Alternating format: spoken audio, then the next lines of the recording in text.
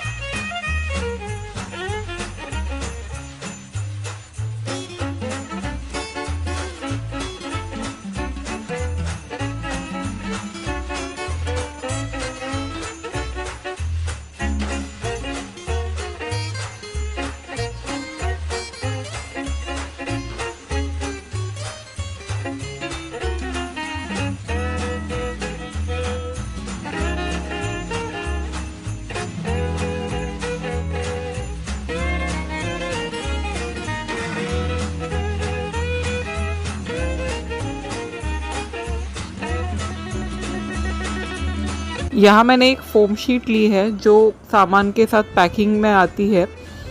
अगर आपके पास ना हो तो आप काइट पेपर भी यूज़ कर सकते हैं, जो कि काफ़ी पतला होता है, उससे भी काम चल जाएगा। इस फोम शीट से मैंने पहले भी 2 डीआईवाई बनाए हैं। अगर आपको वो वीडियोस मेरे देखने हो तो डिस्क्रिप्शन में मैंने लिंक दी हुई है, आप जाके उससे भी देख सकते हैं।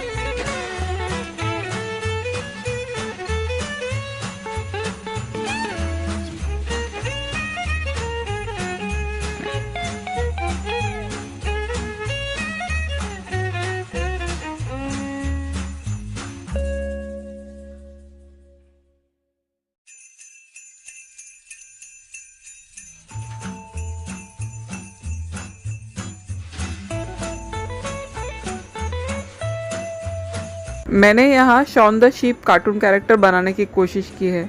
मेरी ये कोशिश आपको कैसे लगी कमेंट करके ज़रूर बताइएगा। और अगर आपके पास मेरे लिए कुछ नए आइडियाज़ हों तो उसे भी शेयर ज़रूर कीजिएगा।